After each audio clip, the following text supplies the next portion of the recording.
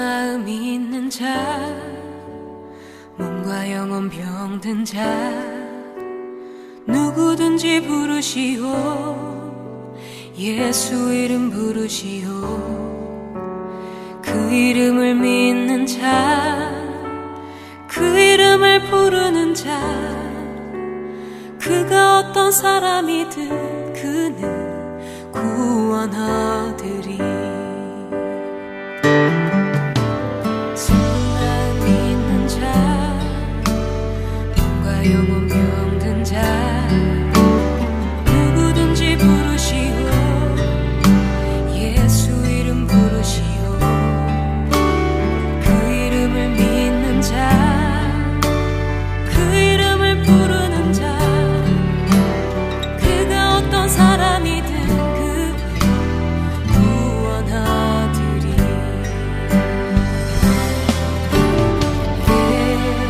예수 예수 오 능력의 그 이름 예수, 나 외쳐 부르네.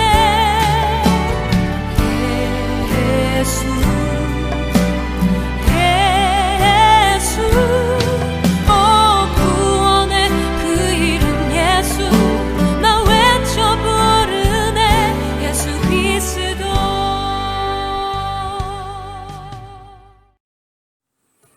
오늘 우리에게 주신 하나님의 말씀은 마가복음 6장 46절부터 52절까지 말씀입니다. 무리를 작별하신 후에 기도하러 산으로 가시니라. 저물매 배는 바다 가운데 있고 예수께서는 홀로 무태에 계시다가 바람이 거스름으로 제자들이 힘겹게 노젓는 것을 보시고 밤 사경쯤에 바다 위로 걸어서 그들에게 오사 지나가려고 하시매, 제자들이 그가 바다 위로 걸어오심을 보고 유령인가 하여 소리 지르니 그들이 다 예수를 보고 놀람이라. 이에 예수께서 곧 그들에게 말씀하여 이르시되 안심하라, 내니 두려워하지 말라 하시고 배에 올라 그들에게 가시니 바람이 그치는지라. 제자들이 마음에 심히 놀라니 이는 그들이 그 떡 되시던 일을 깨닫지 못하고 도리어 그 마음이 둔하여졌음이러라. 아멘.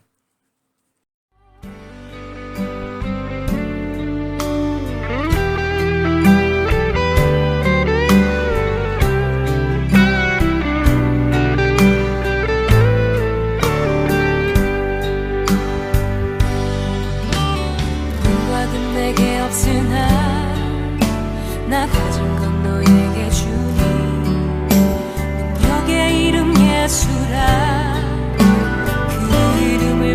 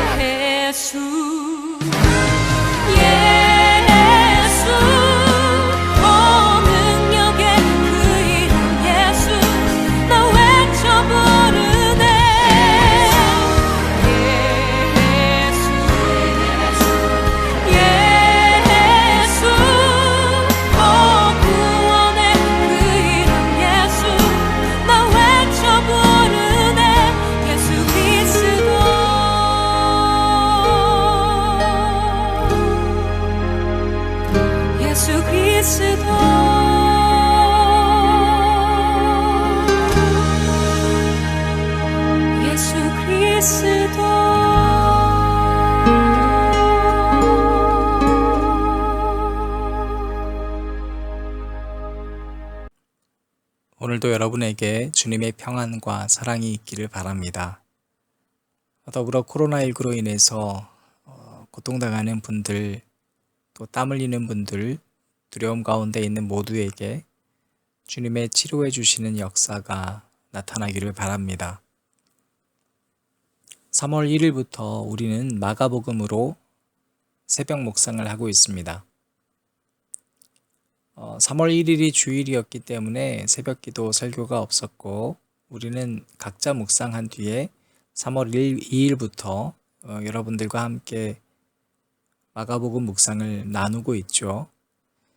송혜연 전도사님께서 3월 첫째 주간 설명하시고 새벽기도를 통해 나누어 주신 것처럼 성경에서는 복음서가 4종류가 있습니다. 예수님의 삶을 기록한 것이 복음서인데요. 그 예수님의 삶을 증거한 기자들, 그들이 4분과 또 그들이 썼던 책이 4가지가 있다는 것은 예수 그리스도가 곧 하나님이시고 그 하나님, 그분을 우리는 한 사람의 경험으로는 다 담을 수 없다는 걸 말합니다. 세리였던 삶을 살아간 마태가 경험한 예수 그리스도의 은혜가 다르고, 혈기가 가득한 삶을 살아갔던 청년 마가가 경험한 예수 그리스도의 열정과 사랑이 다르고, 의사요 과학자였던 누가가 평생 자신의 지식과 경험을 녹여서 한 사람을 사랑하는 마음으로 썼던 누가복음에서는 그 과학자였고 의사였던 누가가 느낀 예수 그리스도의 은혜가 다를 수밖에 없습니다. 또한 가장 주님을 사랑했다고 자부했었던 요한, 그럼에도 불구하고 모든 제자들이나 사도들이 이름이 알려질 때에도 예수님의 어머니를 내 어머니처럼 모시는 일밖에 할 수 없으면서 늙어갔던 요한이 느낀 예수님의 사랑은 또 다를 수밖에 없습니다. 이런 관점에서 4종류의 복음서를 접할 때 우리는 먼저 겸손과 동시에 내 삶의 자리도 모두 다 다르고 서로가 다른 생활 환경과 성격과 남이 이해하지 못하는 아픔 가운데 있다 할지라도 나에게 가장 잘 맞는 방법으로 오늘도 예수 그리스도께서 말씀을 통해 역사해 주실 것을 우리는 믿을 수 있습니다. 이 예수 그리스도의 복음의 기쁜 소식과 폭넓음과 기쁨이 오늘 이 시간 각자 다른 삶을 살아가야 되는 여러분들에게 전달되기를 진심으로 바랍니다. 마가복음은 그럼 어떤 관점에서 바라봐야 되는가를 우리가 잠시 나눌 필요가 있을 것 같습니다. 우리가 3월 1일 날 마가복음 1장 1절부터 나누지 못했기 때문에 잠깐 그 얘기를 하고 오늘 본문도 이어서 보도록 하겠습니다. 첫 복음서가 마태복음부터 성경은 기록하고 있지만 실제로 가장 먼저 기록된 것은 마가복음으로 알려져 있습니다. 그러니까 복음서에 가장 먼저 기록된 이 마가복음이 얼마나 중요한지 우리는 분명히 직시할 수 있죠. 복음서마다 강조점들이 조금 다르지만 마태복음은 족보를 강조하면서 시작을 합니다. 그래서 왕으로 오신 예수님을 이야기하고 싶은 거예요. 누가복음은 의사인 누가가 직접 경험하고 직접 모은 자료들을 이걸 정리하고 논리적으로 접근하면서 우리에게 이성적인 신앙의 중요성도 알려주고 있습니다. 논증을 하고 있는 것이죠. 그래서 시작부터 나는 순서대로 정리했다, 이 말씀을 하고 있습니다. 요한복음은 창세기부터 언급하면서 창조주 하나님의 관점에서 풀어가고 있죠. 약간 철학적입니다. 그런데 모두 다 그 한 문장, 그러니까 시작하는 그 문장들을 보면 복음이라는 단어는 없습니다. 분명히 복음서인데 복음이라는 단어는 찾아볼 수는 없습니다. 그러나 놀랍게도 오늘 우리는 이 마가복음의 시작에서 그걸 발견합니다. 마가복음 1장 1절입니다. 하나님의 아들 예수 그리스도의 복음의 시작이라. 복음이라는 건 뭐냐면 바로 예수 그리스도의 것입니다. 마가복음은 바로 1장 1절을 통해서 우리가 누구를 바라봐야 기쁨이 올 수 있는지를 분명히 제시해주고 있습니다. 그것이 바로 복음인데 그건 예수 그리스도의 것입니다. 마가가 제시하는 복음서의 예수는 탄생부터 모든 과정은 다 건너뜁니다. 마가가 지금 관심 있는 건 뭐냐면 광야에서부터 세례 요한의 이후에 곧바로 예수를 갈릴리 나사렛 사람임을 강조하고 있습니다. 1장에서 무려 5번이나 광야와 갈릴리의 이야기들이 계속 반복이 되고 있습니다. 그래서 예수님께서 갈릴리 나사렛 사람인데 다시 광야로 성령께서 내모시고 그 광야에서 나오신 예수님이 가신 곳은 다시 총구석인 갈릴리였어요. 9절 말씀을 보면 그때에 예수께서 갈릴리 나사렛으로부터 나서 요단강에서 요한에게 세례를 받으시고 14절을 보면 요한이 잡힌 후 예수께서 갈릴리에 오셔서 하나님의 복음을 전파하여 16절에 보면 갈릴리 해변으로 지나가시다가 시몬과 그 형제 안드레가 바다에 그물 던지는 것을 보시니 그들은 어부라. 자, 제자들도 갈릴리 출신들이고 28절을 보면 예수님의 소문이 온 갈릴리 사방에 퍼지더라 하시므로 예수님의 이야기가 어디에 지금 초점이 맞춰져 있냐면 갈릴리 지방에 초점이 맞춰져 있고요. 예수님은 그럼 어디를 주로 다니셨는가? 39절에 이에 온 갈릴리에 다니시며 그들의 여러 회당에서 전도하시고 또 귀신들을 내쫓으시더라. 복음이 전해지는 근원이 갈릴리이면서 예수님이 주로 포커스를 맞추고 우리에게 이야기해주고 싶었던 것이 갈릴리였다라는 걸 마가는 이야기해주고 싶었던 거예요. 그리고 다른 복음서에서도 예수님께서는 마태복음 28장 7절의 기록을 보면 부활 이후에도 제자들에게 갈릴리에서 보자고 얘기를 하시죠. 요한복음의 마지막 장면도 그 갈릴리를 디베랴 호숫가로 표현했지만 결국엔 거기서 마지막 장면들을 우리는 만나게 됩니다. 마가 역시 갈릴리 사람이었으면 두말할 필요가 없습니다. 복음서의 처음에서 예수 그리스도의 복음이라고 기록했던 마가가 우리에게 얘기해주고 싶었던 것은 무엇인가요? 바로 우리가 살아가야 할 삶의 배경이 갈릴리라는 것을 말해주고 있습니다. 갈릴리의 의미는 늘 고기 잡아야 되는 호수이고 바닷가였기 때문에 우리 삶의 터전을 말합니다. 또한 성경적으로 이 갈릴리는 예수 그리스도의 탄생을 두고 예언했던 이사야 말씀을 통해서 그 의미를 다시 한번 우리는 해석할 수 있습니다. 이사야 9장 1절 말씀입니다. 전에 고통받던 자들에게는 흑암이 없으리로다. 옛적에는 여호와께서 스불론 땅과 납달리 땅이 멸시를 당하게 하셨더니 후에는 해변길과 요단 저쪽 이방의 갈릴리를 영화롭게 하셨느니라.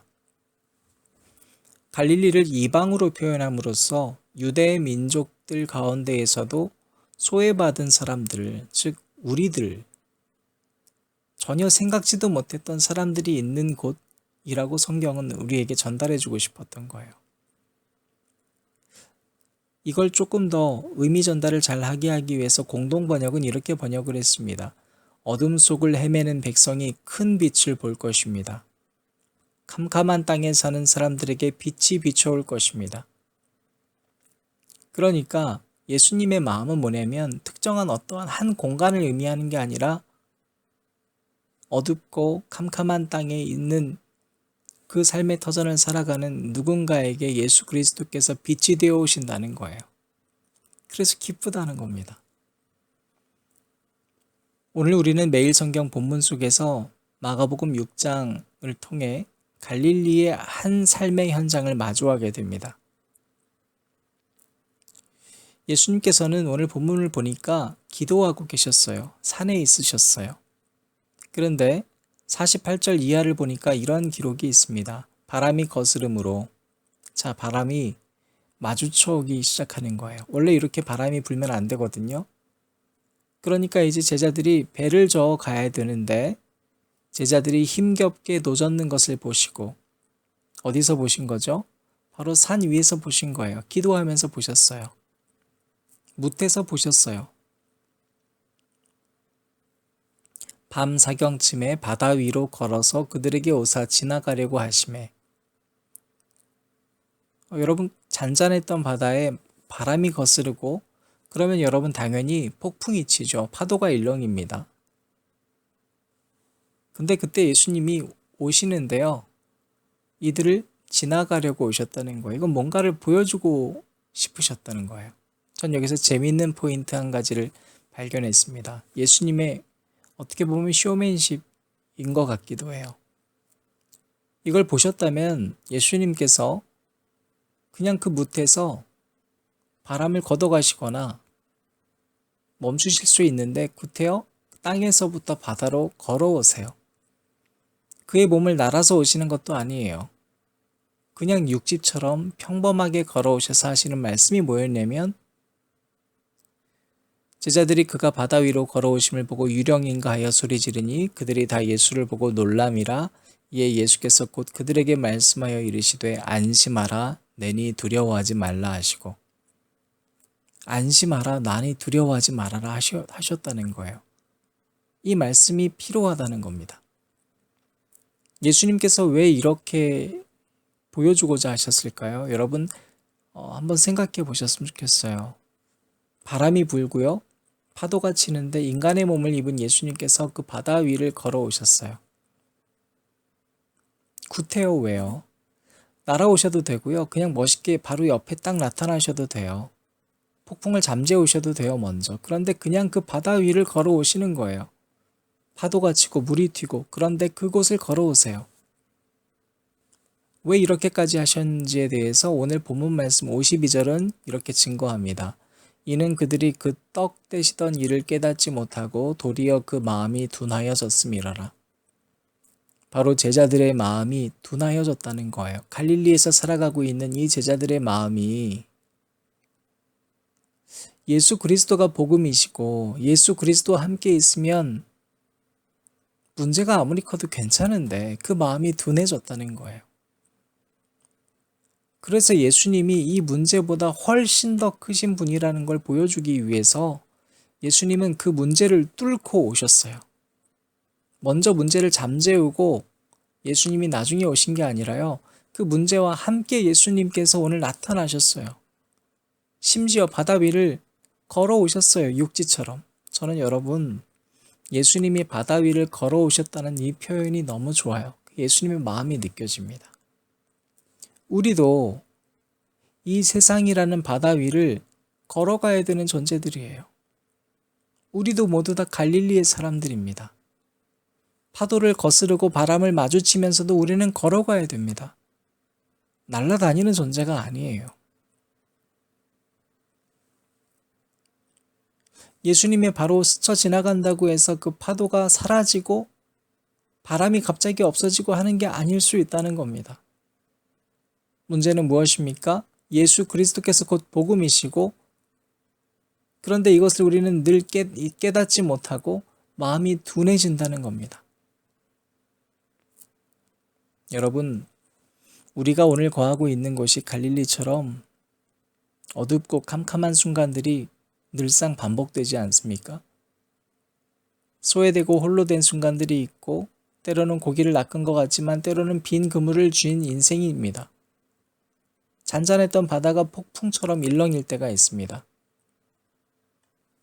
그때 우리는 단지 그 현상만 없애달라고 기도하는 사람들이 되면 오늘 본문 속의 제자들처럼 예수님도 유령으로 보이는 거예요. 그분이 분명히 걸어오시는데 왜 걸어오는지 이해가 되지 않아요. 내가 생각했던 예수님이 아니에요. 유령이에요. 그러나 그 상황에서 예수님이 제자들에게 이렇게 말씀하셨던 걸 우리 잊지 않아야 합니다. 나니 두려워하지 말라 하셨던 예수님을 볼 수 있는 영적인 눈이 회복되길 바랍니다.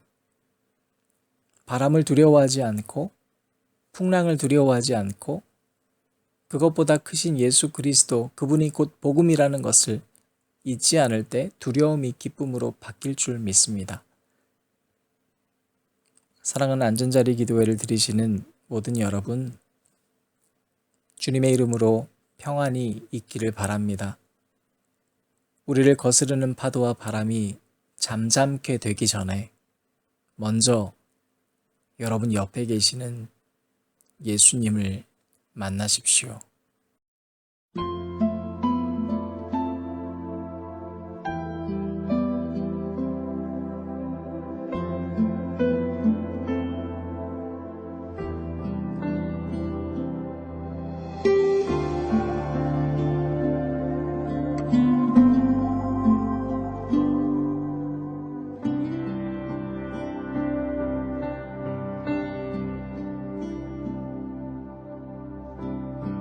주님 나를 부르시니 두려움 없이 배에서 나가리라. 주님 나를 부르시니 주님 내게 오라시니 주님 보고 계시기에 의심치 않고 바다를 걸어가리라. 주님 보고 계시기에 주님 여기 계시기에 주님 여기 계시기에 이 깊은 바다가 반석이 되고 주님 여기 계시기에 반석 위를 내가 걸어가리라.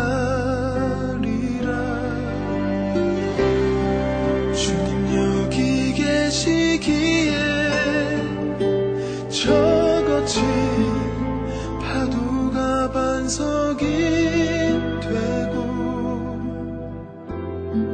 주님 여기 계시기에 반석 위를 내가 걷습니다.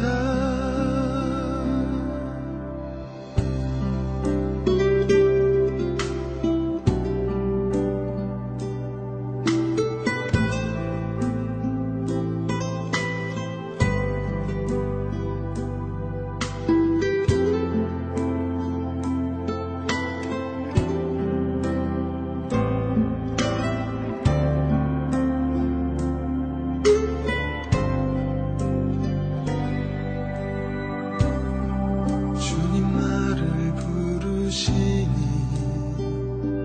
두려움 없이 배에서 나가리라. 주님 나를 부르시니